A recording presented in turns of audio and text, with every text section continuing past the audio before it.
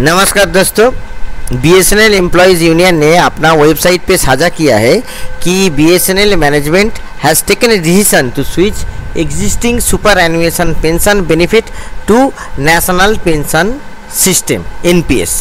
यानी कि आपका जो सुपर एनुएशन जो पेंशन मिलता है उसको कन्वर्ट करके जो एनपीएस है नेशनल पेंशन स्कीम उसके तहत कन्वर्ट करना चाहते हैं मैनेजमेंट।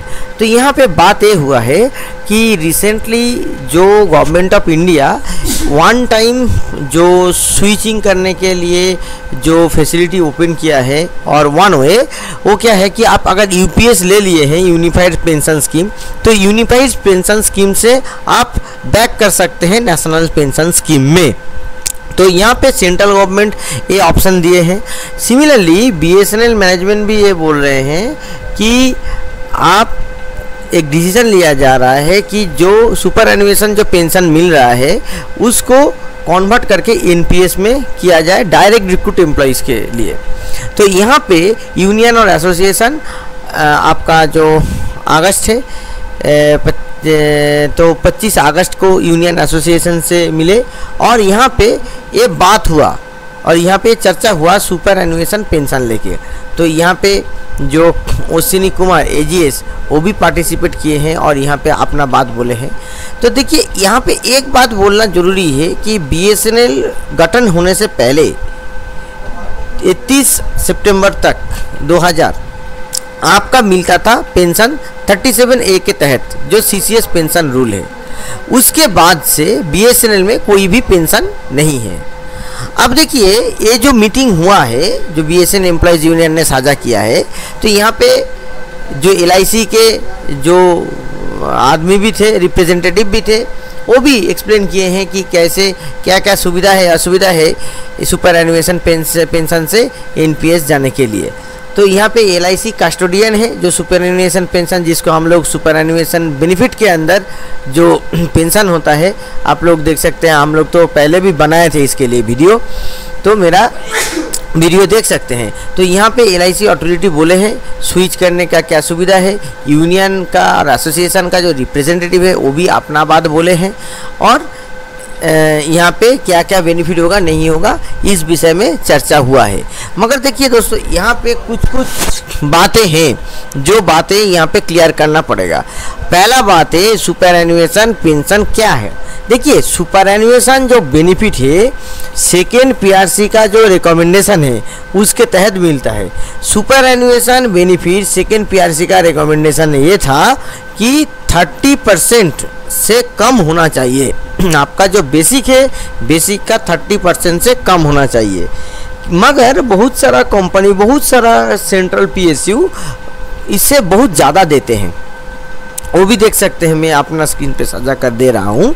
तो यहाँ पे देखिए जो बीएसएनएल कितना देता है, बीएसएनएल देता है 12% टीपीएफ का और 4.8% ग्रेजुइटी का और 3.3% देता है रिटायरमेंट मेडिकल फैसिलिटी।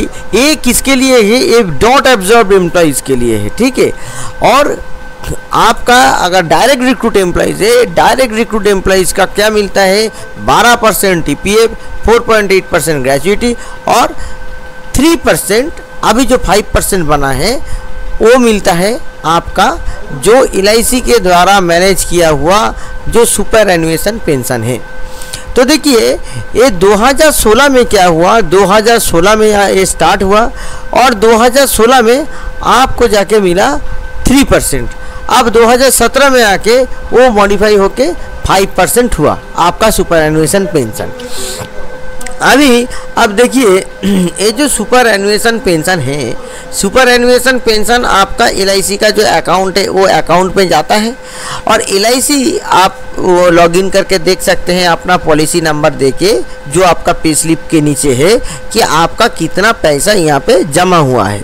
मगर यहाँ पे एक बात बोलना बहुत ही ज़रूरी है कि अभी 2024 के बाद से आपका कोई भी पैसा जमा होने का बात कोई भी लक्षण यहाँ पे नज़र नहीं आ रहा है। तो इस बारे में भी एसोसिएशंस बहुत सारे एसोसिएशंस अपना सबमिशन दिए हैं कि ये जो पैसा जमा नहीं हो रहा है ये LIC का प्रॉब्लम की वजह से हो रहा है।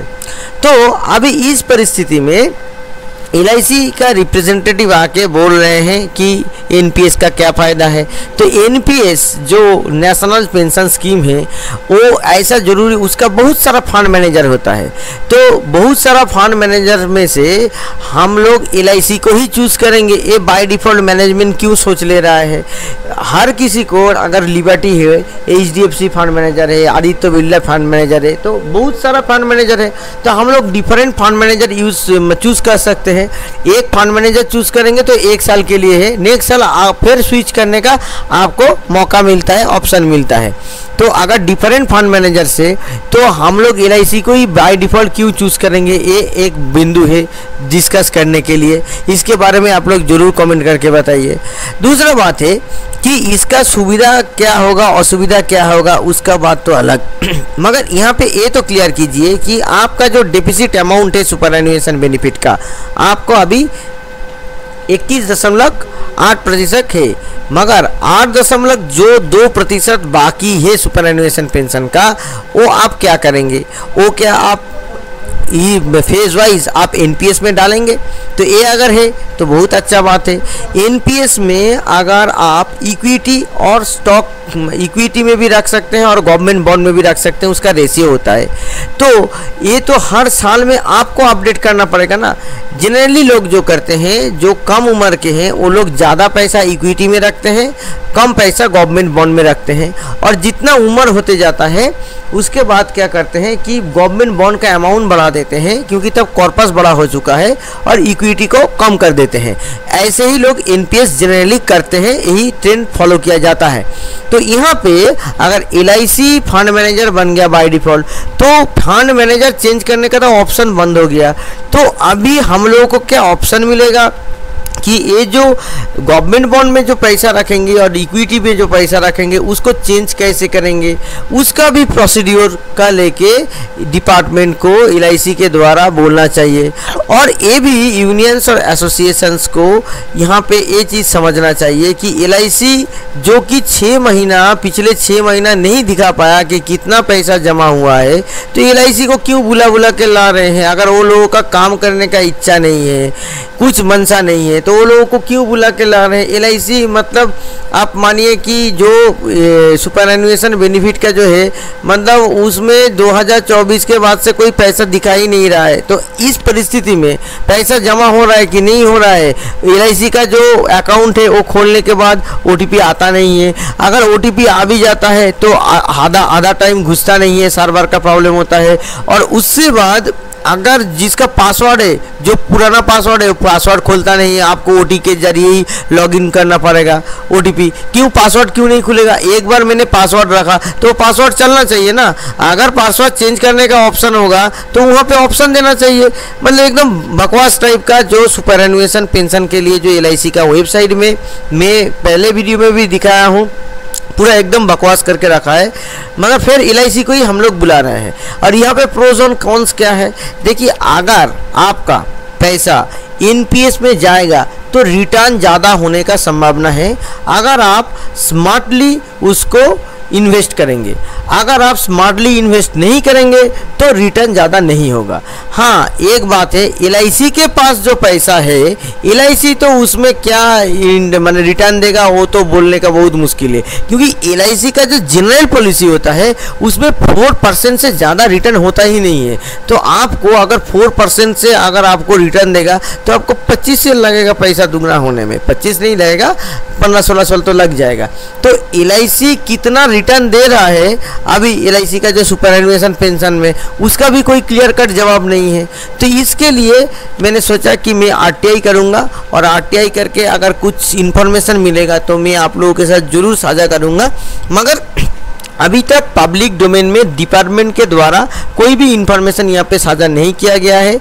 यूनियन एसोसिएशन को भी यहाँ पे प्रोएक्टिव भूमिका लेना चाहिए, रोल प्ले करना चाहिए, और जो LIC का जो प्रॉब्लम है उसका देना चाहिए। और अगर सुपरएनुएशन पेंशन में जाएगा तो वो जो LIC में जो कॉर्पस जमा हुआ है उसका क्या होगा।